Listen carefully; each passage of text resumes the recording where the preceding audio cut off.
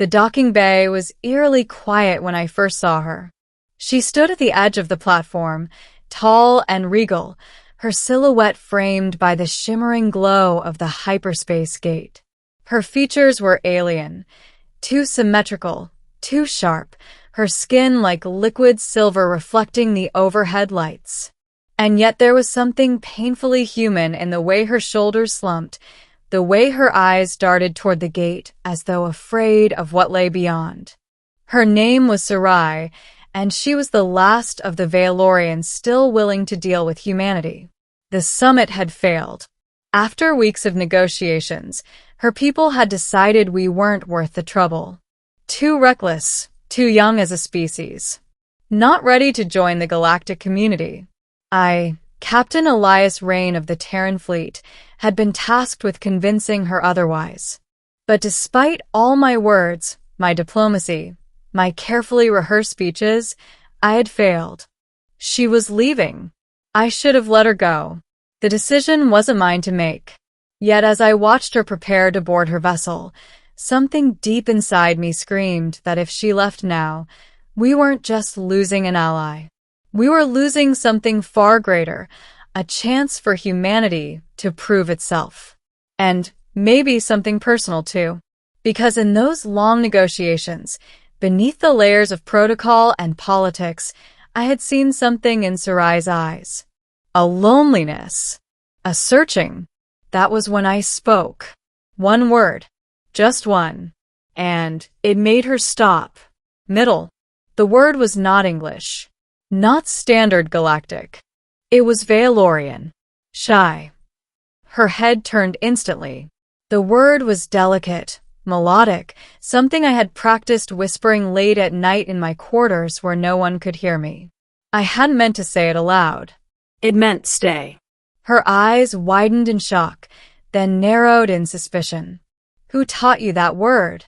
Her voice carried a weight that silenced the nearby engineers and officers. I swallowed. I learned it myself. From your language records. It felt important. For a long moment, she said nothing. The silence stretched like a taut wire. Then she stepped toward me, her silver cloak trailing behind her like starlight. Humans were never given permission to learn the heart words of my people, she said softly, almost dangerously. That word is sacred. I didn't mean disrespect, I said quickly. I just wanted you to know that I don't want you to go. Her expression faltered. For the first time, the walls around her seemed to crack. Do you know what that word means to us? She asked. I nodded. Stay. Not just physically. It means don't abandon. Don't give up.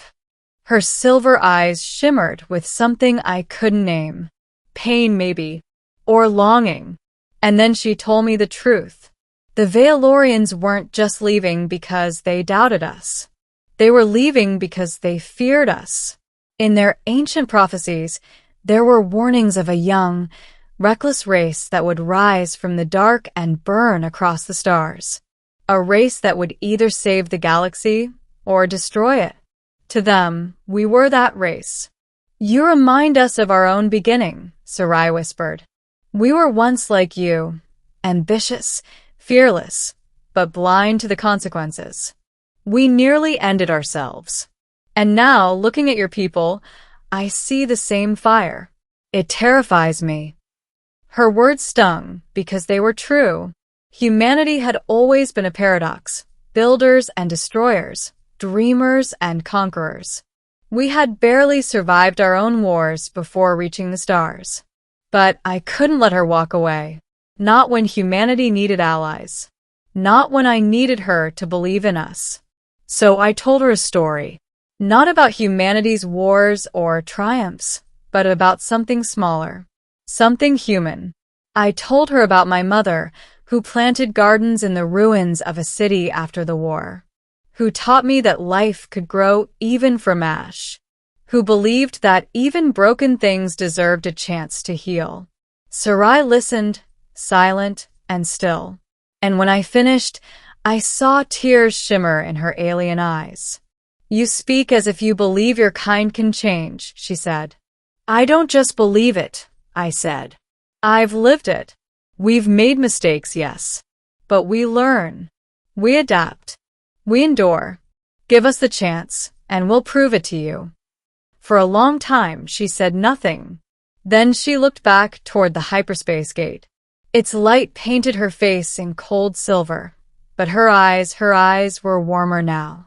You should not know that word, she whispered again. And yet when you spoke it, it felt as though someone else was speaking through you. Someone older than both our peoples. She stepped back from the ramp of her ship. I will stay. For now. Ending. Her decision changed everything. The Vaelorians agreed to postpone their withdrawal. Negotiations resumed, not with suspicion, but with curiosity.